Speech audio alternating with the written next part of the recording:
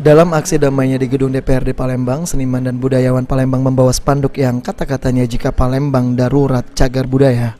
Oleh karenanya para seniman dan budayawan Palembang ini berharap agar anggota DPRD Palembang dapat menjembatani dan menyelesaikan permasalahan cagar budaya Palembang dengan wali kota yang terkesan selama ini cuek dan tidak menghiraukan soal cagar budaya. Memang tidak peduli dengan cagar budaya. Untuk itu kita mengadakan aksi damai ini dan insya Allah kita tidak akan berhenti sampai Pak Wali mendengar. Minimal diberikanlah win-win solution, tidak keras kepala dan menutup telinga. Itu saja. Ini adalah bentuk cinta kami terhadap Kota Palembang dan Pak Wali Kota. Terima kasih. Atas tuntutan para seniman dan budayawan, perwakilan DPRD Palembang akan menindaklanjutinya dan akan membawa permasalahan cagar budaya dalam sidang paripurna DPRD Palembang nantinya. Tadi kami sudah katakan, mungkin ke depan kami akan berkoordinasi dengan dinas terkait kebudayaan dan juga nanti kami akan bicara di rapat pimpinan.